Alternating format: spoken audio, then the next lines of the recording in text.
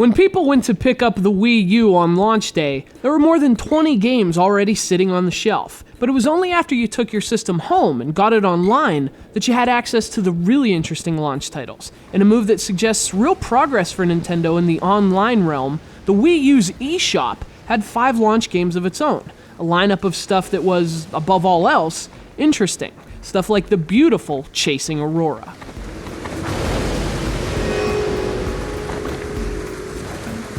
Chasing Aurora is a deceptively simple game. It's all about flight, which is a simple focus, and its controls include all of 2 buttons, which is a refreshingly simple scheme. But beneath that simplicity is a game that embraces the complexity of flight. What's more, it applies those principles to what is primarily a multiplayer game. In fact, the game's core is its multiplayer, and it's split into 3 modes, each presenting a unique take on the game's central theme, which is aerial chase.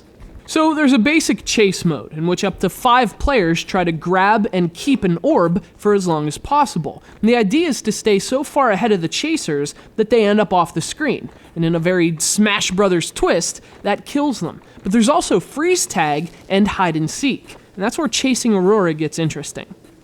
You see, in hide and seek, the 4 Wii remotes team against the gamepad player, who gets a head start and tries to hide. And in freeze tag, the gamepad player chases the Wii remotes and tries to freeze them. But the catch is that, unlike hide and seek, the TV screen doesn't split for the other 4 players, so they have to fly together and work together to stay unfrozen.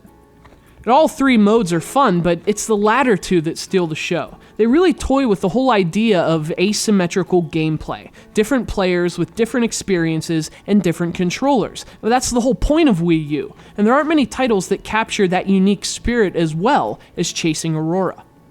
The problem, on the other hand, is that that's the only thing it does well. The game's all about multiplayer, so much so that if you're playing alone, your options are limited to what is basically a time trial mode. And although it's a lot of fun to fly through them and enjoy the game's flight mechanics, it kind of feels like a secondary mode to something bigger. And in Chasing Aurora, that something bigger never lands.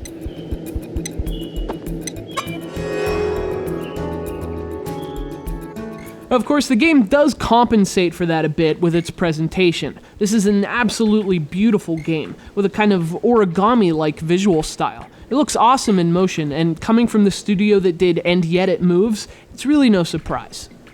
And really, if you have friends or roommates who play games with you, this one's an easy recommendation. It's gorgeous, it's fun, and most importantly, it's very Wii U. Thing is though, for $15, I do expect more for solo flights. There is magic to Chasing Aurora, but only if your flock hasn't flown south.